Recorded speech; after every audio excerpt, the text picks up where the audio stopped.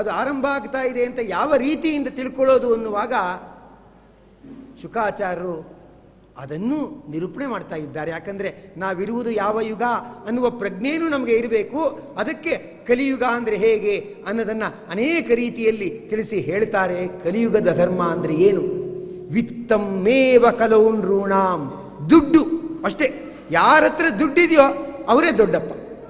ಅದಿದ್ದುಬಿಟ್ರೆ ಅವನಲ್ಲಿ ಎಲ್ಲ ಗುಣಗಳು ಇದೆ ಅಂತ ಕಲಿಯುಗದಲ್ಲಿ ಏನು ಮಾಡಿಬಿಡ್ತಾರೆ ಅಂದರೆ ತೀರ್ಮಾನವನ್ನು ಮಾಡಿಬಿಡ್ತಾರೆ ಅಂತ ಹೇಳ್ತಾರೆ. ಒಂದು ಸುಭಾಷಿತ ಹೇಳುತ್ತೆ, ಯಾರಿಗೆ ಹಣ ಉಂಟೋ ಅವ್ರನ್ನ ಗುಣಶಾಲಿಗಳು ಅಂತ ಜನ ಹೇಳ್ಬಿಡ್ತಾರಂತೆ. ಹಣವಾನ್ ಗುಣವಾನ್ ಲೋಕೆ, ಯಾವನಿಗೆ ಹಣ ಇದೆಯೋ ಅವನಿಗೆ ಗುಣ ಇದೆ ಅಂತ ಹೇಳ್ಬಿಡ್ತಾರಂತೆ. ಹಣ ಇಲ್ಲ ಅಂದ್ಬಿಟ್ರೆ ಆ ಸುಭಾಷಿತ ಹೇಳುತ್ತೆ ಹಣಹೀನೋ ಹೆಣಾಸಮಃ. ಹಣ ಇಲ್ಲ ಅಂದ್ಬಿಟ್ರೆ ಹೆಣಾಸಮಃ, ಅವನು ಹೆಣಕ್ಕೆ ಸಮಾನ ಅಂತ ಅಂದ್ಬಿಡ್ತಾರಂತೆ. ಹೆಣಕ್ಕೆ ಸಮಾನ ಅನ್ನಬಾರ್ದು, ಹೆಣ ಎಷ್ಟೋ ಪರವಾಗಿಲ್ಲ. ಯಾಕಂದ್ರೆ ಹೆಣಂ ನೊಣಾಹ ಆಶ್ರಯಂತೆ, ಹೆಣದ ಮೇಲೆ ನೊಣ ಆದರೂ ಬಂದು ಕೂತ್ಕೊಳ್ಳುತ್ತೆ. ಹಣ ಇಲ್ಲ ಅಂದ್ರೆ ನೊಣಾನೂ ಬರಲ್ಲ, ಎಲ್ಲಿ ಸಾಲ ಕೇಳ್ಬಿಡ್ತಾನೋ ಏನೋ ಇವನು ಅಂದ್ಬಿಟ್ಟು ನೊಣಾನೂ ಅತ್ಲಾ ಕಡೆ ಸುಳಿಯಲ್ಲ ಅಂತ ಹೇಳ್ತಾರೆ. ಅಂದ್ರೆ ವಿತ್ತಮೇವ ಕಲೌನ್ ಋಣಾಂ, ಕಲಿಯುಗದಲ್ಲಿ ಏನಂದ್ರೆ ಹಣವೇ ಪ್ರಧಾನ ಅಂತ ಹೇಳಿ ಈ ತರ ಅಲ್ಲಿ ಹೇಳ್ತಕ್ಕಂಥವ್ರಾಗುತ್ತಾರೆ. ಮತ್ತೆ ಹೇಳ್ತಾರೆ ಸ್ವಚ್ಛಂದತೆ ಅಂದ್ರೆ ಏನು ಕೇಳಲೇಬೇಕಾಗಿಲ್ಲ. ದಾಂಪತ್ಯೆ ಅಭಿರುಚಿರ್ ಹೇತು, ನಂಗೆ ಇಷ್ಟ ಆಯಿತು ನಾನು ಮದುವೆ ಆಗ್ತಿದ್ದೀನಿ ಅಂತ ಈ ಥರ ತೀರ್ಮಾನ ಮಾಡ್ತಾರೆ. ಅದು ಏನು ಅಂದರೆ ಶಾಶ್ವತವಾದ ಸಂಬಂಧ ಇರಬೇಕು ಅಂತಿಲ್ಲ, ನನಗೆ ಇಷ್ಟ ಆಗಿದೆ ಅದಕ್ಕೆ ನಾನು ಈಗ ಮದುವೆ ಆಗಿದ್ದೇನೆ ಅಷ್ಟೇ ಅಂತ ಹೇಳ್ತಾರೆ. ಅಭಿರುಚಿಯೇ ಕಾರಣ. ಪ್ರೀತಿ, ವಿಶ್ವಾಸ, ಧರ್ಮ ಇದು ಯಾವುದರ ಹಿನ್ನೆಲೆಯೂ ಇರಲ್ಲ. ಕೆಲವು ಪಾಸ್ಪೋರ್ಟ್ಗಳಲ್ಲಿ ನೋಡ್ತಾ ಇದ್ರೆ ಆಶ್ಚರ್ಯ ಆಗುತ್ತೆ, ಜಾನ್ ಅಂತ ಹೆಸರಿರುತ್ತೆ. ಏನಂದ್ರೆ 8th husband ಆಫ್ ಮೇರಿ ಅಂತ, ಅವನ ಮ್ಯಾರಿಷಿಯಲ್ ಸ್ಟೇಟಸ್ ಆ ಥರ ಇರುತ್ತೆ. ಯಾವಳೋ ಮೇರಿ ಅನ್ನುವವಳನ್ನ ಕೇಳಿದ್ರೆ 8th ವೈಫ್ ಆಫ್ ಜಾನ್ ಅಂತಿರುತ್ತೆ. ಈ ಥರ ಆಗ್ಬಿಟ್ಟಿದೆ ಪಾಸ್ಪೋರ್ಟಲ್ಲಿ. ಈಗ ಏನು ಮಾಡಿಬಿಟ್ಟಿದ್ದಾರಂದ್ರೆ ಗಂಡನ ಹೆಸರು ಅಂತ ಹಾಕಕ್ಕೆ ಜಾಗ ಸಾಲ್ದೇನೆ 5-6 ಜನರ ಹೆಸರು ಬರೀಬೇಕಾಗತ್ತೆ.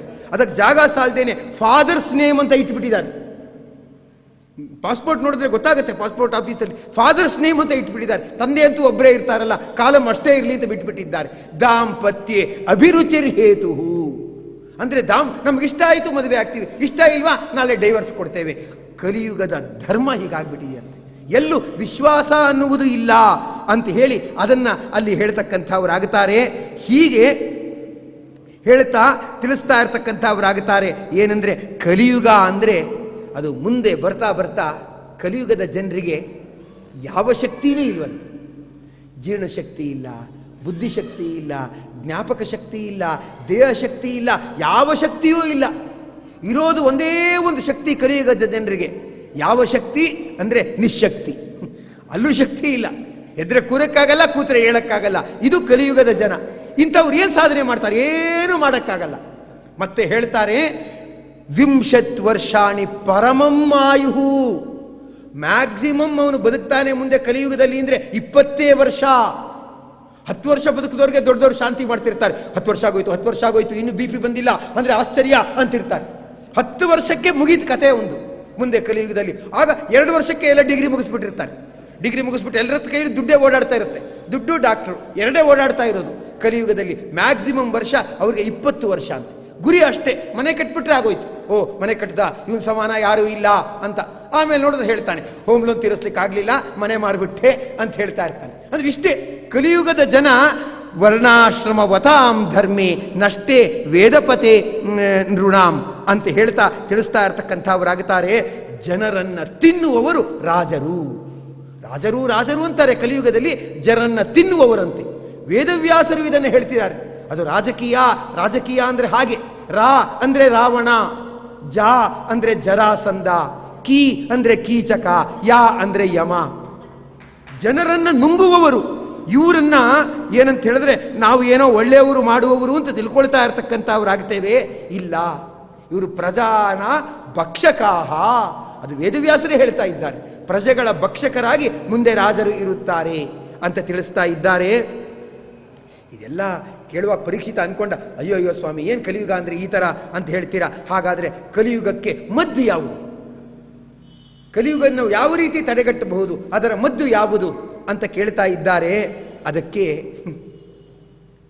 ಶುಕಾಚಾರ್ಯರು ಹೇಳ್ತಾರೆ, ಇಲ್ಲಪ್ಪ, ಎಂಥ ಕೆಟ್ಟ ಕಲಿಯುಗ ಅಂದರೆ ಮಕ್ಕಳಿಗೆ ತಂದೆ ತಾಯಿಗಳು ಕಂಡ್ರೆ ತಿರಸ್ಕಾರ ಅಂತ.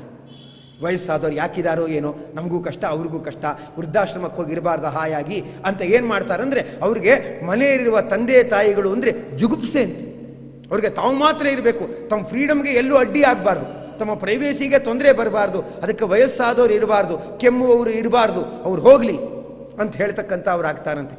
ಯಾವುದೋ ಇಬ್ಬರು ಮಕ್ಕಳಿದ್ರಂತೆ ತಾಯಿಗೆ, ಅದು ಒಪ್ಪಂದ, 6 ತಿಂಗಳು ನೀನು ನೋಡ್ಕೋಬೇಕು, 6 ತಿಂಗಳು ನಾನು ನೋಡ್ಕೋಬೇಕು ಅಂತ ಒಪ್ಪಂದ. ಆ ಥರ ಇದ್ದಾರೆ. ಮನೆ ಹಿಂಬದಿ ಮುಂಬದಿಯಲ್ಲಿ ಮನೆಗಳಿದೆ.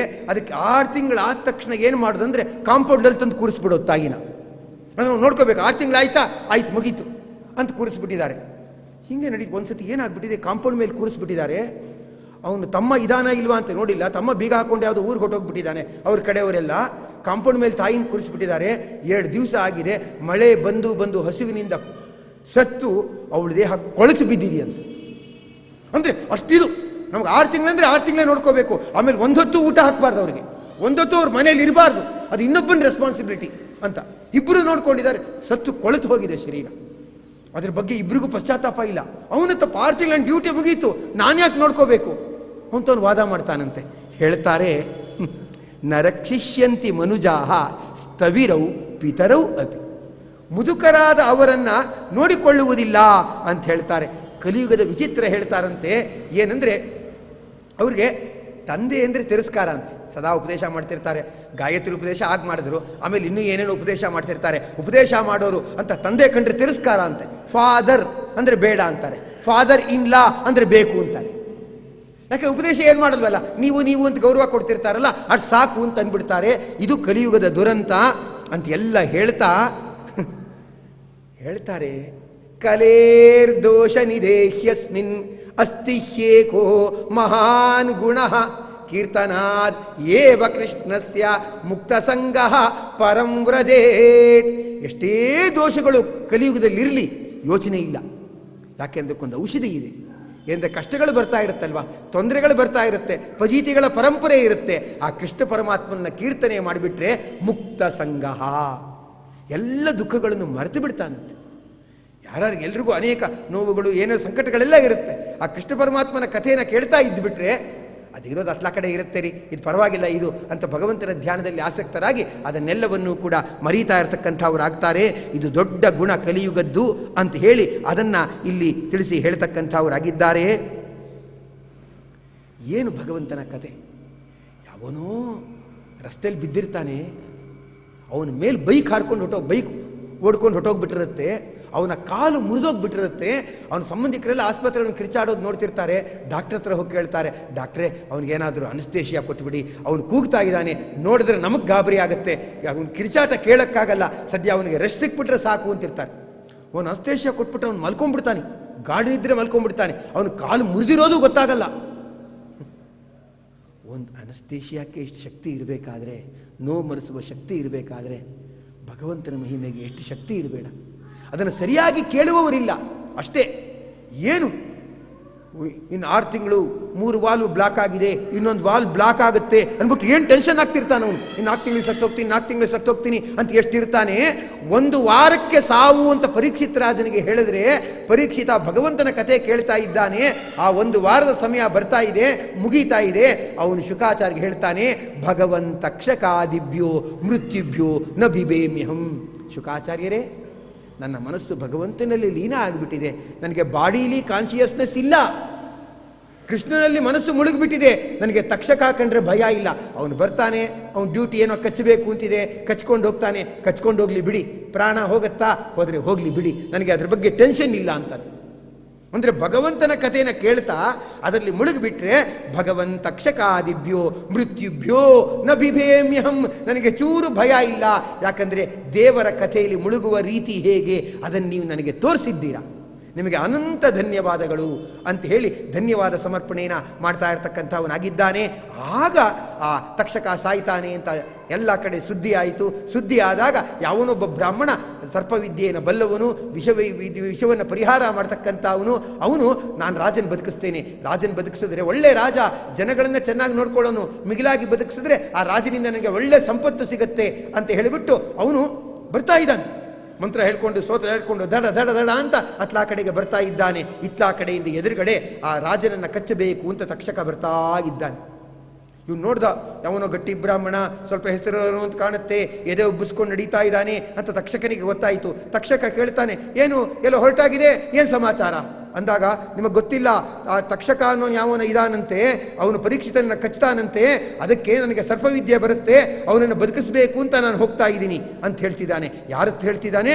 ಆ ತಕ್ಷಕನ ಹತ್ರನೇ ಹೇಳ್ತಾ ಇದ್ದಾನೆ. ಅವನು ಬ್ರಾಹ್ಮಣ ವೇಷ ಧರಿಸ್ಕೊಂಡು ಬಂದ್ಬಿಟ್ಟಿದ್ದಾನೆ. ಅವನ ಹತ್ರನೇ ಹೇಳ್ತಿದ್ದಾನೆ, ಯಾವನ ತಕ್ಷಕ ಅಂತಿದ್ದಾನು, ಕಚ್ತಾನಂತೆ, ಅದಕ್ಕೆ ನಾನು ಬದುಕಿಸೋಣ ಅಂತ ಹೋಗ್ತಿದ್ದೀನಿ ಅನ್ನುವಾಗ ತಕ್ಷಕ ನಕ್ಬಿಟ್ಟ, ನಾನೇ ಆ ತಕ್ಷಕ ಅಂದ. ನೀನು ಬದುಕ್ಸಕ್ಕೆ ಹೋಗ್ತೀಯಲ್ಲ, ಬದುಕ್ಸಕ್ಕೆ ಶಕ್ತಿ ಬೇಕು, ನನ್ನ ವಿಷದ ಮುಂದೆ ನಿನಗೆ ಅವನ್ನ ಬದುಕ್ಸಕ್ಕೆ ಏನು ಶಕ್ತಿ ಇದೆ ಅಂದ್ಬಿಟ್ಟು ಏನು ಮಾಡ್ತಾನೆ, ಆ ಸಾಧ್ಯನ ನೋಡು ನನ್ನ ಚಾಲೆಂಜನ್ನು ಅಂದ್ಬಿಟ್ಟು ಆ ಮರ ಏನು ಮಾಡ್ತಾನೆ, ಮರವನ್ನು ತಕ್ಷಕ ಕಚ್ತಾನೆ. ಕಚ್ಚಿದ್ರೆ ಆ ವಿಷದ ರಭಸಕ್ಕೆ ಇಡೀ ಮರ ಬೂದಿಯಾಗೋಗುತ್ತೆ. ತಕ್ಷಕ ಹೇಳ್ತಾನೆ, ನಿಂಗೆ ತಾಕತ್ತಿದ್ರೆ ಬದುಕಿಸಿ ಈಗ ಅಂತಾನೆ. ಬ್ರಾಹ್ಮಣ ಹೇಳ್ತಾನೆ, ನನ್ನ ಮಂತ್ರಶಕ್ತಿ ಏನು ಅಂತ ತೋರಿಸ್ತೇನೆ ಅಂತ ಮಂತ್ರ ಜಲದಿಂದ, ಆ ಗಾರುಡ ಮಂತ್ರ ಅಂತೆಲ್ಲ ಇರುತ್ತೆ, ಆ ಮಂತ್ರ ಜಲದಿಂದ ವಿಷವೈದ್ಯವನ್ನು ಮಾಡಿ ಏನು ಮಾಡ್ತಾನೆ ಅಂದರೆ ಅದಕ್ಕೆ ಚುಮುಕಿಸ್ತಾನೆ. ಆಗ ಬೂದಿ ಆಗಿದ್ದ ಮರ ಮತ್ತೆ ಮರವಾಗಿ ಚಿಗಿದುಕೊಳ್ಳುತ್ತೆ. ನೋಡು ನನ್ನ ಶಕ್ತಿ ಅಂತ ಹೇಳ್ತಾನೆ. ತಕ್ಷಕಂಗೆ ಗಾಬರಿ ಆಯಿತು, ಇವನು ಸ್ಟ್ರಾಂಗ್ ಇದ್ದಾನೆ, ಅಂದರೆ ನಾನು ಕಚ್ಚಿದ್ರೆ ಬದುಕಿಸ್ತಾನೆ ಅಂದ್ಬಿಟ್ಟು ಆ ಬ್ರಾಹ್ಮಣಂಗೆ ಹೇಳ್ತಾನೆ, ನೀನೇನೋ ಪರೀಕ್ಷಿತನನ್ನ ಹಾವು ಕಚ್ಚಿದಾಗ ಬದುಕಿಸಕ್ಕೆ ಅಂತ ಹೋಗ್ತೀಯಾ, ಟ್ರೈ ಮಾಡ್ತೀಯಾ, ಅಕಸ್ಮಾತ್ ಆಗದೆ ಇದ್ರೆ ನಿನಗೆ ಕೆಟ್ಟ ಹೆಸರು ಬರುತ್ತೆ. ಟ್ರೈ ಮಾಡ್ದ ಬ್ರಾಹ್ಮಣ, ಬದುಕಿಸ್ತಿಲ್ಲ ಅಂತ ಕೆಟ್ಟ ಹೆಸರು ಬರುತ್ತೆ, ಅದಕ್ಕೆ ಸುಮ್ಮನೆ ಟ್ರೈ ಮಾಡಕ್ಕೆ ಹೋಗಬೇಡ. ನಾನು ಪರೀಕ್ಷಿತನ ಜಾತಕ ತಂದಿದ್ದೀನಿ, ಆ ಜಾತಕದ ಪ್ರಕಾರ ಅವನಿಗೆ ಮರಣ ಇದೆ, ನೀನು ಔಷಧಿ ಕೊಟ್ಟರು ಅವ್ನು ಸಾಯೋ ಸತ್ತೇ ಸಾಯ್ತಾನೆ, ಅಂದಮೇಲೆ ನಿಂಗೆ ಕೆಟ್ಟ ಹೆಸರು ಬರುತ್ತೆ.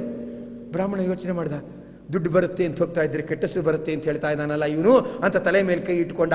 ಆಗ ತಕ್ಷಕ ಹೇಳ್ತಾನೆ, ದುಡ್ಡುಗೋಸ್ಕರ ತಾನೇ ಹೋಗ್ತಾ ಇದೀಯಾ, ನಾನು ನಿಂಗೆ ಡಬ್ಬಲ್ ದುಡ್ಡು ಕೊಡ್ತೀನಿ, ನೀನು ಹೋಗ್ಬೇಡ, ನೀ ರಾಜನ್ನ ಬದುಕಿಸ್ಬೇಡ ಅಂತಾನೆ. ಆ ಬ್ರಾಹ್ಮಣ ಆಯಿತು ಅಂತ ದುಡ್ಡು ತೊಗೊಂಡು ಹೊಟ್ಟೋಗ್ಬಿಡ್ತಾನೆ. ಬದುಕಿಸಕ್ಕೆ ಬರಲಿಲ್ಲ.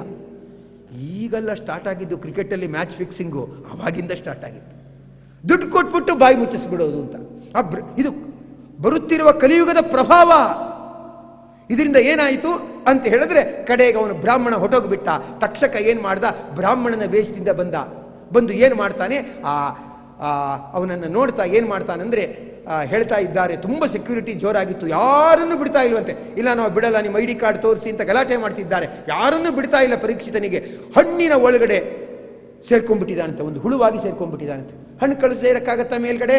ಏಕಾದಶಿ ಅಂದ್ರೇನೆ ಫಲಹಾರ, ಅಂದರೆ ಫಲಗಳೇ ಆಹಾರ, ಬಿಡದೇ ಇರೋಕ್ಕಾಗತ್ತಾ? ಸರಿ, ಮೇಲ್ಗಡೆ ಕಳಿಸಿದ್ದಾರೆ.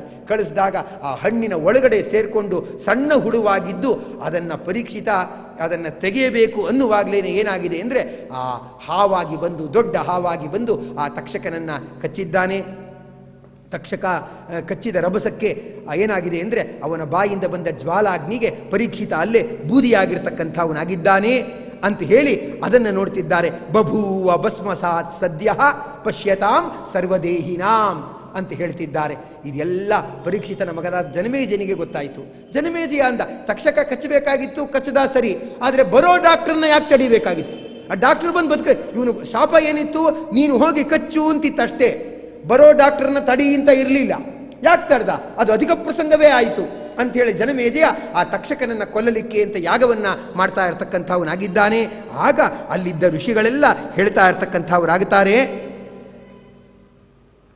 ಮಾಡಬೇಡ ನೀನು, ತಕ್ಷಕ ಇಂದ್ರನನ್ನು ಆಶ್ರಯಿಸಿದ್ದಾನೆ, ಆದ್ದರಿಂದ ನೀನೀಗ ಅವನನ್ನು ಕರೀತಾ ಇರ್ತಕ್ಕಂಥವರಾದರೆ ಅವನಿಗೆ ನೀನು ಅವಮಾನವನ್ನು ಮಾಡ್ತಾ ಇರ್ತಕ್ಕಂಥದ್ದಾಗತ್ತೆ, ಅದರಿಂದ ಬಿಟ್ಟುಬಿಡು. ಯಾವುದೋ ATM ಅಂತಾರೆ, ನಿಜವಾದ ATM ಅಂದರೆ ಮನುಷ್ಯ. ಮನುಷ್ಯನನ್ನು ಯಾಕೆ ATM ಅಂತ ಕರೀತಾರೆ ಅಂದರೆ ಎನಿ ಟೈಮ್ ಮೃತ್ಯು, ಯಾವ ಟೈಮಲ್ಲಿ ಬೇಕಾದರೂ ಅವನಿಗೆ ಮೃತ್ಯು ಬರ್ಬೋದು. ಇದು ದೇಹ ಬರ್ತಾ ಇದೆ ಅಂದರೆ ದೇಹದ ಜೊತೆಗೇ ಮೃತ್ಯು ಇರುತ್ತೆ. ನಿನ್ನ ತಂದೆಗೆ ಯಾವನ ತಕ್ಷಕ ಕಾರಣ ತಂದೆಯ ಮರಣಕ್ಕೆ ಅಂತ ಯಾಕೆ ತಿಳ್ಕೊಳ್ತೀಯ? ಭಗವಂತನಿಂದ ಪ್ರೇರಿತನಾಗಿ ತಕ್ಷಕ ಬಂದು ಕಚ್ಚಿರ್ತಕ್ಕಂಥವನಾಗಿದ್ದಾನೆ, ಆದ್ದರಿಂದ ನೀನು ಕೋಪ ಬಿಟ್ಬಿಡು ಅಂದರು. ಯಾರಾದರೂ ಕೋಪದಲ್ಲಿರೋರಿಗೆ ಕೋಪ ಬಿಟ್ಬಿಡು ಅಂದರೆ ಬಿಡ್ತಾರಾ? ನೀನು ಯಾವನು ಉಪದೇಶ ಮಾಡೋಕ್ಕೆ ಅಂತ ರೇಗ್ತಾರೆ. ಏನು ಬೇಕಾದರೂ ಗೆಲ್ಬೋದು, ಕೋಪವನ್ನು ಗೆಲ್ಲಕ್ಕಾಗಲ್ಲ. ಸರ್ಪಸತ್ರಾದ್ ಉಪರತಃ ಪೂಜೆಯ ಮಾಸ ವಾಕ್ಪತಿಂ. ಉಳಿದವರ ಮಾತನ್ನು ಕೇಳಿ ಆಯಿತು ಅಂತ ಸರ್ಪಸತ್ರವನ್ನು ಬಿಟ್ಟುಬಿಟ್ನಂತೆ. ಯಾವತ್ತೂ ಅಷ್ಟೇ ಹೇಳ್ತಾರೆ, ಏನು ಹಿಂದೂಯಿಸಮ್, ಜೈನಿಸಮ್, ಬುದ್ಧಿಸಮ್ ಅಂತೆಲ್ಲ ಹೇಳ್ತಾರೆ. ಅದಕ್ಕಿಂತ ಭಯಂಕರವಾದ ಇಸಮ್ ಅಂದರೆ ಟೆರಾರಿಸಮ್. ಇನ್ನೊಬ್ಬರು ಮಾತನ್ನು ನಾನು ಒಪ್ಪಲ್ಲ, ನಾವು ಒಪ್ಪಲ್ಲ ಅಂದರೆ ಒಪ್ಪಲ್ಲ ರೀ, ಅವ್ರು ಮಾಡಿ ತಪ್ಪು ಅಂದರೆ ತಪ್ಪು, ಒಪ್ಪಕ್ಕೆ ಸಾಧ್ಯನೇ ಇಲ್ಲ ಅಂತ ಯಾರಂತಾರೆ ಅಂಥ ಭಾವನೆಗೆ ನಾವು ಒಳಗಾಗಬಾರದು. ಭಾಗವತ ಹೇಳುತ್ತೆ, ಅತಿವಾದಾನ್ ತಿತಿಕ್ಷೇತ.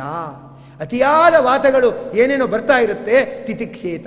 ಅದಕ್ಕೆ ಹೆಚ್ಚು ಆ ಗೋಜಿಗೆ ನಾವು ಒಳಗಾಗಬಾರದು. ನಾವ ಮನ್ಯೇತ ಕಂಚನ.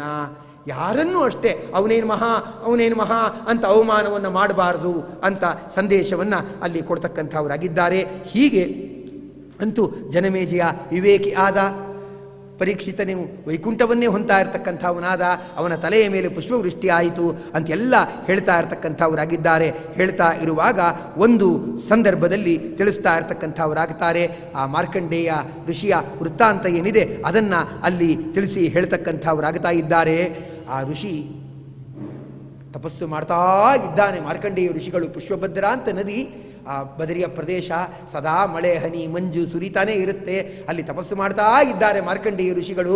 ಮಾರ್ಕಂಡೇಯ ಋಷಿಗಳು ತಪಸ್ಸು ಮಾಡ್ತಾ ಇರುವಾಗ ಏನಾಯ್ತಂದರೆ, ಆ ಭಗವಂತನ ಕುರಿತು ಪ್ರಾರ್ಥನೆ ಮಾಡ್ತಾ ಇದ್ದರಂತೆ, ಧ್ಯಾನ ಮಾಡ್ತಾ ಇದ್ದರಂತೆ. ಭಗವಂತ ಅವರಿಗೆ ಗೋಚರ ಆದನಂತೆ. ಗೋಚರ ಆಗಿಬಿಟ್ಟು ಏನಂದರೆ, ಏನು ಮಾರ್ಕಂಡೇಯರೇ, ನಿಮಗೆ ಏನು ಬೇಕು ಅಂತ ಕೇಳಿದ್ನಂತೆ. ಕೇಳಿದ್ರೆ ಮಾರ್ಕಂಡೇಯ ಋಷಿಗಳು ಹೇಳ್ತಾರೆ, ನಿನ್ನ ಮಹಿಮೆ ನೋಡಬೇಕು ಅಂತಾರೆ. ಇನ್ನೇನು ಕೇಳಲಿಲ್ಲ, ಸಾವು ಬರಬಾರ್ದು, ಅದು ಬರಬಾರ್ದು, ಇದು ಬರಬಾರ್ದು, ಸಂಪತ್ತು ಬೇಕು ಅಂತ ಕೇಳಲಿಲ್ಲ. ನಿನ್ನ ಮಹಿಮೆಯನ್ನು ನೋಡಬೇಕು ಅಂತ ಆಸೆ, ನಿನ್ನ ಪ್ರಳಯವನ್ನು ತೋರಿಸು ಅಂತ ಕೇಳಿದ್ರಂತ. ಯಾರಾದರೂ ಅದನ್ನು ಕೇಳೋಕ್ಕಾಗತ್ತಾ? ನಿಂಗೇನು ಆಸೆ ಅಂದರೆ, ನಾನು ICUಗೆ ಶಿಫ್ಟ್ ಆಗಬೇಕು ಅಂತ ಆಸೆ ಅಂತ ಯಾರಾದರೂ ಹೇಳೋಕ್ಕಾಗತ್ತಾ? ಅದು ಎಷ್ಟು ಭಯಂಕರ. ಇನ್ನೊಬ್ಬರ ಸಾವು ನೋಡಿದ್ರೇ ಗಾಬರಿ ಆಗುತ್ತೆ, ಇನ್ನು ಅದನ್ನು ಎದುರಿಸೋದು ಹೇಗೆ? ಕೇಳಿದ್ರೆ ನಕ್ಕಿಬಿಟ್ಟು ಭಗವಂತ ತಥಾಸ್ತು ಅಂದು ತನ್ನ ಇಚ್ಛಾ ಪ್ರಕಾರವಾಗಿ ಆ ಪ್ರಳಯವನ್ನು ತೋರಿಸ್ತಾ ಇದ್ದಾನೆ. ಪ್ರಳಯದ ಪ್ರವಾಹದಲ್ಲಿ ಮಾರ್ಕಂಡೇಯ ಋಷಿಗಳು ಎಲ್ಲೆಲ್ಲೋ ಕೊಚ್ಚಿಕೊಂಡು ಹೋಗ್ತಿದ್ದಾರೆ. ಅದು ಎಲ್ಲಿ ಹೋಗ್ತಿದ್ದಾರೆ ಅಂತ ಅವರಿಗೆ ಗೊತ್ತಿಲ್ಲದೆ ಇದ್ದಾಗೆ ಪ್ರವಾಹದಲ್ಲಿ ಸಿಲುಕಿ ಬಿಟ್ಟಿದ್ದಾರೆ. ಆಗ ಎಲ್ಲೋ ಆದಮೇಲೆ ಆಲದೆಲೆ ಮೇಲೆ ಯಾವುದೋ ಮಗು, ಆ ಮಗು ಆಕಳಿಸ್ತಾ ಇತ್ತಂತೆ. ಅದರ ಒಳಗಡೆ ಹೊಟ್ಟೋಗಿದ್ದಾರೆ. ಅದರ ಒಳಗಡೆ ನೋಡಿದ್ರೆ ತೀರ್ಥಕ್ಷೇತ್ರಗಳು, ಪುಣ್ಯ ಪರ್ವತಗಳು, ಪುಣ್ಯ ಭೂಮಿಗಳು, ಅದೆಲ್ಲ ನೋಡ್ತಾ ತಿರುಗುತ್ತಾ ಅಭಾ ಅಂತ ಅಂದ್ಕೊಳ್ತಾ ಇದ್ದಾರೆ. ಭಗವಂತ ಸಣ್ಣ ಮಗುವಾಗಿ ಆಕಳಿಸಿದಾಗ ಅದರಿಂದ ಹೊರಗಡೆ ಬಂದಿದ್ದಾರೆ. ಎಷ್ಟು ಭಯಂಕರ ಸಾವು, ಎಷ್ಟು ಭಯಂಕರ ಪ್ರಳಯ, ಭಗವಂತನ ಮಹಿಮೆ ಎಷ್ಟು ಅಪಾರ, ಇದನ್ನು ತಿಳಿದುಕೊಂಡು ಹೊರಗಡೆ ಬಂದಿರುತ್ತೆ ಅಂತಿರ್ತಾರೆ. ಏನು ಯೋಚನೆ ಮಾಡಬೇಕಾಗಿಲ್ಲ ರೀ ಅಂತಾರೆ. ಒಂದೆರಡು ಸತಿ ಆಸ್ಪತ್ರೆಗೆ ಅಡ್ಮಿಟ್ ಆಗಿ ಬಂದುಬಿಟ್ರೆ ಹೆದರ್ತಾ ಇರ್ತಾರೆ. ಏನು ರೋಗಪ್ಪ ಸದ್ಯ ಇಂಥದ್ದಕ್ಕೆಲ್ಲ ಒಳಗಾಗಬಾರ್ದು, ಸದ್ಯ ಬರದೇ ಇದ್ದರೆ ಸಾಕು ಅಂತ ಹೇಳ್ತಿರ್ತಾರೆ. ಏನು ಮಾರ್ಕಂಡೇಯ ಋಷಿಗಳು ಅದನ್ನು ಗೆದ್ದು ಬಂದರು. ಸಾವು ಅಂದರೆ ಏನು ಅಂತ ತಿಳಿದು ಬಂದು ಮತ್ತೆ ಏನು ಮಾಡ್ತಿದ್ದಾರೆ ಅಂದರೆ, ನದಿಯ ದಡದಲ್ಲಿ ತಪಸ್ಸು ಮಾಡ್ತಾ ಇದ್ದಾರೆ. ಮಾಡ್ತಾ ಇರುವಾಗ ಆಕಾಶದಲ್ಲಿ ಶಿವಪಾರ್ವತಿಯರು ಹೋಗ್ತಿದ್ದಾರೆ. ಪಾರ್ವತಿ ದೇವಿಯರು ಜೊತೆಗೆ ಶಿವ ಇದ್ದಾನೆ. ಶಿವ ಪಾರ್ವತಿಗೆ ಹೇಳ್ತಾನೆ, ಪಾರ್ವತಿ ಒಂದು ತಮಾಷೆ ತೋರಿಸ್ತೀನಿ ಬಾ. ಜೀವನದಲ್ಲಿ ಏನೇನೋ ನೋಡೋದಲ್ಲ, ವಿಷ್ಣು ಭಕ್ತರು ಯಾರು ಇರ್ತಾರೆ ಅಂತ ನೋಡಬೇಕು, ಮಹಾತ್ಮರ ಸಂದರ್ಶನ ಮಾಡಬೇಕು, ಅದು ಜೀವನದ ರಸಗಳಿಗೆ ಬಾ ಅಂತ ಕರ್ಕೊಂಡು ಹೋಗ್ತಿದ್ದಾರೆ. ಆ ಮಾರ್ಕಂಡೇಯ ಋಷಿಗಳ ಮುಂದೆ ಶಿವಪಾರ್ವತಿಯವರು ನಿಂತಿದ್ದಾರೆ. ಮಾರ್ಕಂಡೇಯ ಋಷಿಗಳು ತಪಸ್ಸು ಮಾಡ್ತಾನೇ ಇದ್ದಾರಂತೆ, ಕಣ್ಣು ಬಿಟ್ಟಿಲ್ವಂತೆ. ಆಮೇಲೆ ಶಿವ ತನ್ನ ಕಾಲಲ್ಲಿ ಹಾಕಿಕೊಂಡ ಗೆಜ್ಜೆಯಿಂದ ನರ್ತನವನ್ನು ಮಾಡ್ತಾ ಇದ್ದಾನೆ. ಆ ಶಬ್ದವನ್ನು ಕೇಳಿ ಏನಂದರೆ ಆ ಮನಸ್ಸು ಚಂಚಲಗೊಂಡಂತೆ ಆಗಿ ಮಾರ್ಕಂಡೇಯ ಋಷಿಗಳು ಕಣ್ಬಿಟ್ಟು ನೋಡ್ತಾರೆ. ಎದುರುಗಡೆ ಶಿವಪಾರ್ವತಿಯರಿದ್ದಾರೆ. ಶಿವಪಾರ್ವತಿಗೆ ನಮಸ್ಕಾರನೇ ಮಾಡಿಬಿಟ್ರು ಮಾರ್ಕಂಡೇಯ ಋಷಿಗಳು ನಮಸ್ಕಾರ ಮಾಡಿದಾಗ ಶಿವ ಕೇಳ್ತಾನೆ, ಮಾರ್ಕಂಡೇಯ ಋಷಿಗಳೇ ಏನು ಬೇಕು ಅಂತ ಕೇಳ್ತಾನೆ. ಯಾರಾದರೂ ಆಸ್ಪತ್ರೆಗೆ ಅಡ್ಮಿಟ್ ಆಗಿ ವಾಪಸ್ ಬಂದವ್ರಿಗೆ ಏನು ಬೇಕಂದರೆ ಆರೋಗ್ಯವಾಗಿರಬೇಕು, ಸದ್ಯ ಸಾಯಬಾರದು, ಇಷ್ಟೇ ಕೇಳ್ತಾರೆ. ಅದರ ಪ್ರಭಾವ ಆ ಥರ ಇರುತ್ತೆ. ಮಾರ್ಕಂಡೇಯ ಋಷಿಗಳು ಹೇಳ್ತಾರಂತೆ, ಸ್ವಾಮಿ ನನಗೇನು ಬೇಕು ಅಂದರೆ ಭಗವತಿ ಅಚ್ಯುತಾಂ ಭಕ್ತಿಂ ತತ್ಪರೇಶು ತಥಾತ್ವಯಿ. ಭಗವಂತನಲ್ಲಿ ಕಡಿಮೆಯಾಗದ ಭಕ್ತಿ ಇರಬೇಕು, ಮತ್ತು ವೈಷ್ಣವರಾದ ನಿಮ್ಮಲ್ಲೂ ಅನುಗುಣವಾದ ಭಕ್ತಿ ಇರಬೇಕು, ನನಗೆ ಇನ್ನೇನು ಬೇಡ ಅಂತಾರಂತೆ. ರುದ್ರದೇವರು ಹೇಳ್ತಾರೆ, ಪಾರ್ವತಿ ನಮ್ಮ ಭಕ್ತರು ಇದ್ದಾರೆ, ಆಗ ಸಾಯಬಾರ್ದು, ಹೀಗೆ ಸಾಯಬಾರ್ದು, ಹಂಗೆ ಸಾಯಬಾರ್ದು, ಏನಾದರೂ ಸಾಯಬಾರ್ದು ಅಂತ ಹಾಕಿ ಕೇಳ್ತಾ ಇರ್ತಾರೆ. ನೋಡು ಇಲ್ಲಿ ವಿಷ್ಣು ಭಕ್ತರ ಇದು ಏನು ನೋಡು, ಎಂತಹ ಸಂದರ್ಭದಲ್ಲೂ ಆಸೆಗೊಳಗಾಗುವವರಲ್ಲ. ಭಗವಂತನ ನಿರ್ಮಲವಾದ ಭಕ್ತಿ ಇಷ್ಟನ್ನು ಮಾತ್ರ ಕೇಳ್ತಾ ಇರ್ತಕ್ಕಂಥವರಾಗಿದ್ದಾರೆ. ರುದ್ರದೇವರಿಗೆ ಸಂತೋಷ ಆಯಿತು. ನೀನು ಚಿರಂಜೀವಿಯಾಗು ಮಾರ್ಕಂಡೇಯ. ಯಾರ ಮನಸ್ಸು ನೆಮ್ಮದಿಯಿಂದಿರುತ್ತೋ, ಯಾರ ಮನಸ್ಸು ಭಗವಂತನ ಚಿಂತನೆ ಮಾಡುತ್ತೋ, ಅದು ಇಡೀ ಲೋಕಕ್ಕೆ ಮಂಗಳವನ್ನು ಮಾಡುತ್ತೆ. ನೀನು ಚಿರಂಜೀವಿಯಾಗು, ನಿನಗೆ ಪುರಾಣಾಚಾರ್ಯ ಎಂಬ ಪ್ರಸಿದ್ಧಿ ಏನಿದೆ ಅದು ಕೂಡ ಬರ್ತಕ್ಕಂಥದ್ದಾಗಲಿ ಅಂಥೇಳಿ ಅವರು ಆಕಲ್ಪಾಂತಾತ್ ಯಶಃಪುಣ್ಯಂ ಅಜರಾ ಮರತಾ ತಥಾ ಜ್ಞಾನಂ ತ್ರೈಕಾಲಿಕಂ ಬ್ರಹ್ಮನ್ ವಿಜ್ಞಾನಂಚ ವಿರಕ್ತಿಮತು. ನಿನಗೆ ವಿರಕ್ತಿಯೂ ಇರಲಿ, ವಿಜ್ಞಾನವಾಗಿಯೂ ಇರಲಿ. ಬ್ರಹ್ಮವರ್ಚಸ್ವಿನೋ ಭೂಯಾತ್ ಪುರಾಣ ಆಚಾರ್ಯತಾ ಅಸ್ತುತೆ.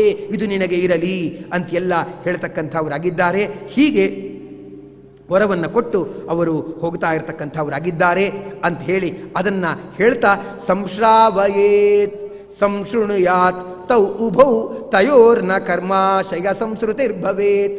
ಯಾರು ಈ ರೀತಿಯಾಗಿ ಮಾರ್ಕಂಡೇಯ ಮತ್ತು ಶಿವನ ಸಂವಾದವನ್ನು ಕೇಳ್ತಾರೋ ಅವರು ಸಂಸಾರದ ಕಗ್ಗಂಟುಗಳಲ್ಲಿ ಸಿಲುಕಿ ಹಾಕಿಕೊಳ್ಳುವುದಿಲ್ಲ. ಅವರು ಒಳ್ಳೆ ಭಗವಂತನ ಅನುಗ್ರಹಕ್ಕೆ ಪಾತ್ರರಾಗುತ್ತಾರೆ ಅಂತ ಅನೇಕ ಅಂಶಗಳನ್ನು ತಿಳಿಸ್ತಾ, ಏನೋ ಪರೀಕ್ಷಿತ್ ರಾಜನ ಕಥೆಯನ್ನು ಕೇಳಿದರೆ ಏನೋ ದುರ್ಮರಣದಿಂದ ಭಾಗವತ ಕೊನೆಯಾಯಿತು ಅಂತ ತಿಳ್ಕೊಳ್ಬಾರ್ದು.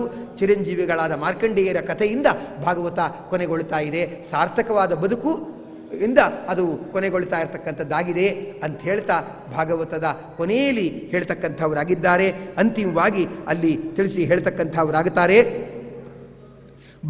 ನಾಮ ಸಂಕೀರ್ತನಂ ಯಸ್ಯ ಸರ್ವಪಾಪ ಪ್ರಣಾಶನಂ ಪ್ರಣಾಮೋ ದುಃಖ ಶಮನಃ ತಂ ನಮಾಮಿ ಹರಿಂ ಪರಂ. ಯಾವ ಭಗವಂತನ ನಾಮ ಸಂಕೀರ್ತನೆ ಏನಿದೆ ಅದರಿಂದ ಸರ್ವ ಪಾಪ ಪ್ರಣಾಶನಂ, ಎಲ್ಲ ಪಾಪಗಳು ನಾಶವಾಗುತ್ತದೆ. ಇನ್ನು ದೇವರಿಗೆ ನಮಸ್ಕಾರ ಮಾಡಿಬಿಟ್ರಂತೂ ಏನಂದರೆ ಹೇಳ್ತಾರೆ, ಅವನಿಗೆ ದುಃಖವೇ ಇಲ್ಲ ಜೀವನದಲ್ಲಿ. ಅಂತಹ ಹರಿಯನ್ನು ನಾನು ನಮಸ್ಕರಿಸುತ್ತೇನೆ ಅನ್ನುವ ಶ್ಲೋಕದಿಂದ ಭಾಗವತ ಕೊನೆಗೊಳ್ತಾ ಇರತಕ್ಕಂಥದ್ದಾಗಿದೆ. ಒಳ್ಳೆಯ ಏಕಾದಶಿಯ ಶ್ರೇಷ್ಠವಾಗಿರ್ತಕ್ಕಂಥ ತಿಥಿಯಂದು, ಅದು ಶ್ರಾವಣ ಮಾಸದ ಏಕಾದಶಿ ಅಂದರೆ ಶ್ರವಣಾದಿಗಳನ್ನು ವಿಶೇಷವಾಗಿ ಮಾಡಬೇಕು ಅನ್ನುವುದೇ ಅದರ ಸಂಕೇತ. ಈ ದೃಷ್ಟಿಯಿಂದ ನಮ್ಮ ಗುರುಗಳು ವಿಶೇಷವಾಗಿ ಏಕಾದಶಿಯಂದು ಇಡೀ 12 ಸ್ಕಂದಗಳ ಭಾಗವತದ ಪ್ರವಚನವನ್ನು ನಡೆಸ್ತಾ ಇರತಕ್ಕಂಥವರಾಗಿದ್ದಾರೆ. ಇದರಲ್ಲಿ ಕೂತಿರುವ ಶ್ರೋತೃಗಳು ಎದ್ದು ಬಂದು ಹೋಗಿರ್ಬೋದು, ಪ್ರವಚನಕಾರರು ಅವ್ರ ಪ್ರವಚನ ಮುಗಿಸ್ಕೊಂಡು ಓಡಿ ಹೋಗಿರ್ಬೋದು. ಆದರೆ ಗುರುಗಳು ಮಾತ್ರ ಎಲ್ಲರ ಪ್ರವಚನವನ್ನು ಕೇಳ್ತಾ ಆ ದೀಕ್ಷೆ ತೊಟ್ಟು ಆ ಭಗವಂತನ ಆರಾಧನೆಯ ಕೈಂಕರ್ಯಕ್ಕೆ ನಮ್ಮೆಲ್ಲರನ್ನೂ ಕೂಡ ಪ್ರೇರಣೆ ಮಾಡ್ತಾ ಇರತಕ್ಕಂಥವರಾಗಿದ್ದಾರೆ. ಇಂತಹ ಗುರುಗಳ ಸನ್ನಿಧಿಯಲ್ಲಿ ಉಪನ್ಯಾಸವನ್ನು ಮಾಡುವ, ಭಾಗವತ ಕುಸುಮವನ್ನು ಸಮರ್ಪಣೆ ಮಾಡುವ ಅವಕಾಶ ನನ್ನ ಪಾಲಿಗೆ ಒದಗಿ ಬಂದದ್ದು ನನ್ನ ಪೂರ್ವಜನ್ಮದ ಸುಕೃತ ಅಂತ ನಾನು ಭಾವಿಸ್ತೇನೆ. ಗುರುಗಳು ಶ್ರೀಮನ್ ನ್ಯಾಯಸುಧಾ ಪಾಠವನ್ನು ನಮಗೆಲ್ಲ ಎಷ್ಟು ಉತ್ಸಾಹದಿಂದ ಶ್ರದ್ಧೆಯಿಂದ ವೈದುಷ್ಯಪೂರ್ಣವಾಗಿ ಮಾಡ್ತಾ ಇರ್ತಕ್ಕಂಥವರಾಗಿದ್ದರು ಅಂದರೆ ಆ ದಿನಗಳನ್ನು ನೆನೆಸ್ಕೊಳ್ತಾ ಇದ್ದರೆ ನಮಗೆ ಮತ್ತೆ ಮತ್ತೆ ಸಂತೋಷ ಆಗುತ್ತೆ. ವಿದ್ಯಾಮಾನ್ಯ ತೀರ್ಥ ಶ್ರೀಪಾದಂಗಳವರು ಶ್ರೀಮನ್ ನ್ಯಾಯಸುಧಾ ಪರೀಕ್ಷೆಯನ್ನು ಇಟ್ಟಾಗ ಇಡೀ ವಿದ್ಯಾರ್ಥಿಗಳ ಗುಂಪಿನಲ್ಲಿ ಶ್ರೇಷ್ಠ ವಿದ್ವಾಂಸ ಅನ್ನುವ ಪ್ರಶಸ್ತಿ ಸಿಕ್ಕಿದ್ದು ನನಗೆ. ಅದಕ್ಕೆ ಕಾರಣ ಗುರುಗಳು ಮಾಡಿರ್ತಕ್ಕಂಥ ಪಾಠದ ಶೈಲಿ. ಅವರು ಮೊದಲನೇ ದಿವಸನೇ ದೊಡ್ಡ ಲಾಂಗ್ ಬುಕ್ ತಂದುಬಿಟ್ಟು ಏನು ಮಾಡಿದ್ದಾರೆ, 200 ಪೇಜಿನ ದೊಡ್ಡ ಪುಸ್ತಕ ತಂದು ಅದರಲ್ಲಿ ಏನು ಮಾಡಿದ್ದಾರೆ ಅಂದರೆ, ನೀನು ಆ ವ್ಯಾಖ್ಯಾನದ ವಿಶೇಷಾಂಶಗಳೆಲ್ಲ ಬರೆದಿಡಬೇಕು ಅಂತ ಬರೆದಿಟ್ಟು ಅದನ್ನು ಪ್ರತಿ ದಿವಸವೂ ಕೂಡ ತಿದ್ದುತ್ತಾ ಇರತಕ್ಕಂಥವರಾಗಿದ್ದರು. ತಿದ್ದಿ ನಮ್ಮ ಜೀವನವನ್ನು ಜಿಜ್ಞಾಸೆಯತ್ತ ಕೊಂಡೊಯ್ದು ವೈದುಷ್ಯದತ್ತ ಕೊಂಡೊಯ್ದು ನಮ್ಮ ಬದುಕನ್ನು ಸಾರ್ಥಕಗೊಳಿಸಿದವರು ಪರಮ ಪೂಜ್ಯರಾದ ನಮ್ಮ ಗುರುಗಳಾದ ಸುಗುಣೇಯ ತೀರ್ಥ ಶ್ರೀಪಾದಂಗಳವರು. ಆದ್ದರಿಂದ ಇಂಥ ಸಂದರ್ಭದಲ್ಲಿ ಆ ಗುರುಗಳ ಚರಣಾರವಿಂದಗಳಲ್ಲಿ ನಮಸ್ಕಾರ ಮಾಡ್ತಾ ನನ್ನ ಪ್ರವಚನ ಕುಸುಮವನ್ನು ಸಮರ್ಪಣೆ ಮಾಡ್ತಾ, ಎಸ್ ಸರ್ವಗುಣ ಸಂಪೂರ್ಣ ಸರ್ವದೋಷ ವಿವರ್ಜಿತ ಪ್ರಿಯತಾಂ ಪ್ರೀತಯೇವ ಅಲಂ ವಿಷ್ಣು ಮೇ ಪರಮಃ ಸುರುತು. ಶ್ರೀಕೃಷ್ಣಾರ್ಪಣಂ ಅಸ್ತು. ಧನ್ಯವಾದಗಳು. ಇದುವರೆಗೆ ಶ್ರೀಮದ್ ಅಖಂಡ ಭಾಗವತದ ಪ್ರವಚನ ಮಾಲಿಕೆ ಪ್ರಾತಃ ಕಾಲದಲ್ಲಿ ಶ್ರೀ ಸುವಿತೇಂದ್ರ ತೀರ್ಥ ಶ್ರೀಪಾದಂಗಳವರಿಂದ ಆರಂಭಿಸಿ ಧನಂಜಯಾಚಾರ್ಯರು, ಜಿ.ಪಿ. ನಾಗರಾಚಾರ್ಯರು, ವೇಣುಗೋಪಾಲಾಚಾರ್ಯ ಅಗ್ನಿಹೋತ್ರಿಯವರು, ಎನ್ ವೆಂಕಟೇಶಾಚಾರ್ಯರು ಎಲ್ಲರ ಪ್ರವಚನದ ಮಾಲಿಕೆ ಇದುವರೆಗೆ ನಡೆದಿದೆ. ಭಾಗವತವನ್ನು ಕೇಳಿದರೆ ಆರಂಭದಲ್ಲಿ ಜ, ಅಂತ್ಯದಲ್ಲಿ ವಿಜಯಧ್ವಜೀಯ ಪಾಠಾನುಸಾರ ನಮಸ್ಸನಾತನಾಯ ಯಕಾರದಿಂದ ಅಂತ್ಯ, ಆರಂಭ ಜ, ಅಂತ್ಯ ಯ. ಭಾಗವತವನ್ನು ಕೇಳಿದರೆ ಜಯ ಆಗ್ತದೆ.